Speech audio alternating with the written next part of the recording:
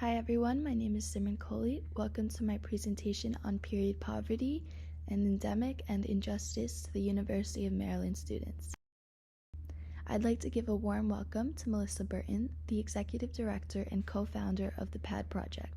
Melissa has earned many honors and distinctions throughout her career, including being the 2019 Eleanor Roosevelt Global Women's Rights Award recipient, being an award-winning Academy producer, and making the Forbes 50 over 50 list. Thank you for making the trip down here today to watch my presentation. The client that my proposal is centered around is the PAD Project, an organization dedicated to improving the lives of menstruators worldwide. The PAD Project believes that a period should end a sentence, not a girl's education, and provide different schools and countries funding to make this statement a reality. Some notable accomplishments by the PAD Project include installing and running 9 successful PAD machines in 2 countries and 8 washable programs in 6 countries.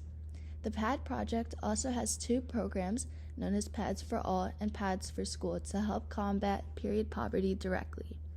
Pads for All is a program that partners with local nonprofit organizations to expand menstrual hygiene products and provide menstrual education to menstruators across the country through grants.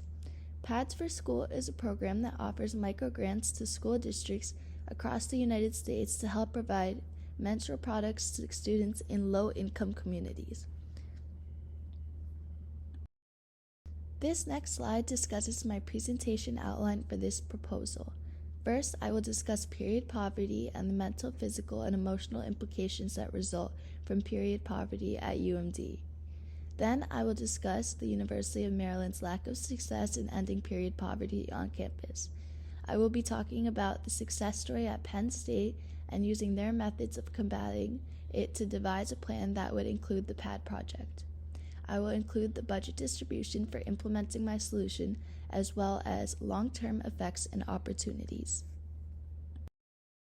To start, I'd like to establish a brief understanding of what period poverty is. Period poverty refers to a menstruator's lack of access to period products, a lack of education regarding menstruation and menstrual hygiene, and a lack of a private space to take care for their hygienic needs. A study conducted across universities in the United States found that 1 in 10 college-age women do not have access to period products, which you can see with the visual on the right. Seeing that 59.9% of college-age students are women, it is unacceptable that no action is being taken on an endemic that impacts the physical and mental health of over half of their student population.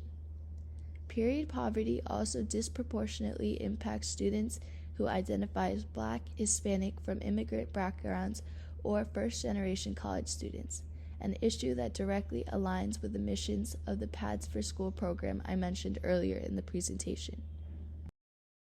So what are the physical implications? A study found that almost 50% of its participants who experienced period poverty reported using period products much longer than recommended due to lack of access to products, therefore putting them at greater risk of health problems. In fact, a girl interviewed at the University of Maryland said she had gotten a yeast infection because she left her tampon in longer than she should have and was not able to get the supplies she needed on campus. There is an increased risk for health problems such as UTIs, bacterial vaginosis, skin irritation, yeast infections, and toxic shock syndrome. Women on campus are being forced to put their health at risk due to lack of adequate products being available on campus at the University of Maryland. What are the mental and emotional implications? A recent study found that 64% of independent college students live at or below the poverty line, which you can see with this graph right here. Over here, the red indicates students living above the poverty line, and over here indicates a significant majority living at or below the poverty line. 29% of these respondents had to miss school or work because they had lack of access to period products. They were forced to choose between having period products or their next meal and other necessities. This severely impacts their quality of life and education. Over here, we can see in the red, missed school due to period poverty, and in the blue or teal, they did not miss school due to period poverty. So as we can see, it impacts a large population. Continuing on with the mental and emotional implications, a study conducted at George Mason University found a direct link between those who experience period poverty and depression. In fact, a 2018 American College Health Assessment found that 65% of college students felt overwhelming anxiety, and 12.2% had seriously considered suicide during that period. Period poverty creates a negative feedback loop. The poverty of students feeds into mental and emotional implications that impact the amount of work they can do and their motivation to work. This again feeds into their poverty. A visual of this can be seen on the right. Depression, anxiety, and suicidal ideations are serious problems that detrimentally impact a person's life and must be taken seriously. It is unacceptable that nothing is being done for students being faced with period poverty when its implications are so grave. Period poverty at the University of Maryland. A study conducted at UMD to assess the need for dispensers on campus found that 87% of respondents said they had gotten in a situation where they had gotten their period on campus and were unable to access period products. Teachers would also describe how the empty tins that would offer pads and tampons for 25 to 50 cents in different locations on campus looked like they had not been touched in years. On top of the university failing to properly equip their bathrooms with menstrual products, the products offered at convenience stores on campus were at much higher price points than typically found in other locations. The university would also make it difficult to access free products as they would not adequately advertise and inform students about locations where on-campus free products are offered. There is a clear problem of period poverty at the University of Maryland, and it needs to be addressed appropriately. The university had previously attempted to address the problem of period poverty, but it came to no avail. The school's facility council blocked funding for a project designed to combat period poverty. Get over it. The reasoning behind this decision was that the university had already established methods of providing students with menstrual products. However, as shown with the survey results about the state of period poverty on campus, it's clear that the amount of products offered on campus is insufficient to sustain most menstruators. The university also publicly stated that the students could access products in the Stamp Union and the University Health Center, and mentioned that there were also coin-operated dispensers throughout campus. However, when students from on-campus organizations would hang posters to advertise where students could offer free products, they were forced to take it down. The premise was that the university said it would cause people to scroll away products. Also, as mentioned on the previous slide, the coin-operated dispensers that the university mentioned are typically unstocked and have not been used in years. The fact that the university has blocked funding many times by several departments shows a need for financing from an outside source. Now I will be using Penn State University's solution to improve the state of period poverty on their campus and implement similar solutions within the University of Maryland. Penn State initially had high numbers of period poverty. A study conducted at the university showed the reasons why it was so prevalent on campus. This can be seen on the right. 48% of respondents on campus could not find products. 15% could not afford products. 37% of respondents were unable to dispose of used products on campus, and over 60% of respondents were unaware of how they could access free products on campus.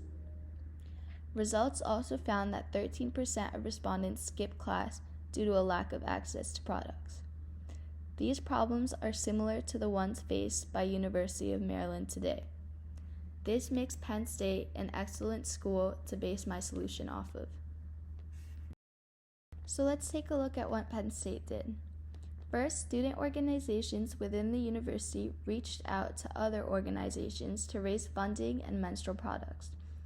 They also put reusable menstrual kits around campus at stations for students to easily access. Reusable pads are handy for those struggling with period poverty because they do not constantly have to worry about where they can access their next period product. To fix the problem of over 60% of respondents being unaware of where they can access period products, student organizations created maps that showed students where free products could be accessed.